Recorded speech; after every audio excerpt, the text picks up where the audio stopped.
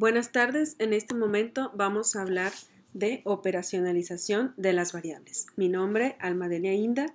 Este tema se trata o está dentro de la carta descriptiva de investigación contable. Es importante que en la investigación nosotros detectemos el concepto de una variable. Una variable es algo que varía o cambia de valor.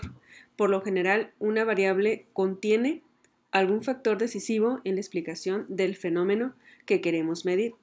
Las variables presentan diferencias en términos de su magnitud.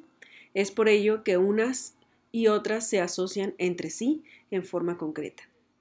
Las variables más sencillas y que ya están definidas en la investigación son un ejemplo como dinero, tiempo, combustible, puntos, entre otras. En las variables, nosotros como investigadores tenemos que entender el fenómeno que queremos tratar de explicar. Debemos tomar nuestro problema y aislar las variables clave que nos darán un punto significativo hacia este estudio. Se identifican a través de un proceso riguroso. Un ejemplo de variables son la calidad, la motivación, la eficiencia, la rotación, entre otras. El proceso de identificación de variables, como lo podemos ver aquí en pantalla, consta de 5 pasos. Primero tenemos que entender el entorno que determina el problema a estudiar, aislar e identificar el problema y no los síntomas. Una vez que tenemos ese problema ya identificado, tenemos que determinar nuestra unidad de análisis, así como las variables que serían relevantes en nuestra investigación. Y finalmente, definir cada una de las variables y obviamente plantear una hipótesis que es la que vamos a medir o probar. El tipo de variable en las investigaciones cualitativas, al igual que en otro tipo de investigación, sería dependiente e independiente. La dependiente es una variable que puede ser explicada por la influencia de otras variables y la independiente nosotros la podemos identificar como una determinación de la variable dependiente.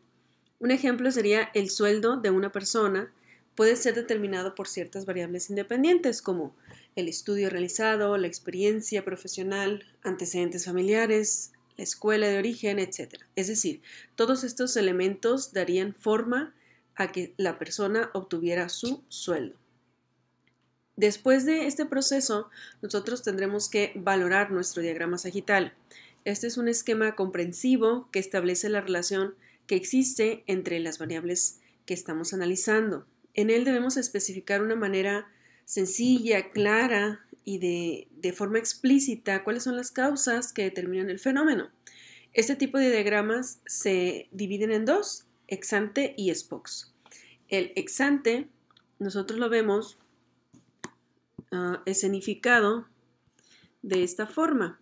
Las variables independientes, que sería evaluación de la estrategia, la motivación, la implantación y el control, deben de definir el desempeño de la organización, siendo esta nuestra variable dependiente. Para nosotros poder medir la calidad, es decir, la mejora, el costo, las ventas, la internacionalización y la satisfacción del cliente. Es decir, todas estas dimensiones deben de allegarse a la variable dependiente y así la independiente tener una relación. El diagrama ex post facto es una vez definido el desempeño de la organización a través de una correlación estadística donde nos va a definir el grado de valor que tienen los ítems en el hallazgo hacia el control, la implantación, motivación y evaluación de la estrategia.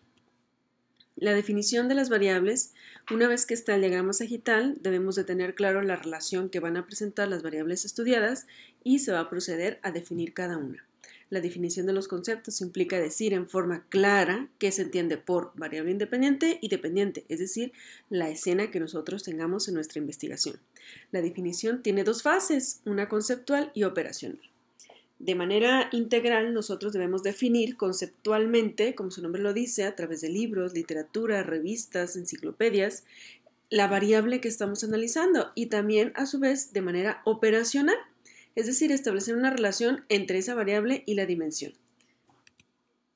Un ejemplo sencillo es crear una tabla en donde vayamos agregando nuestras definiciones conceptuales y, a su vez, nuestra definición operacional.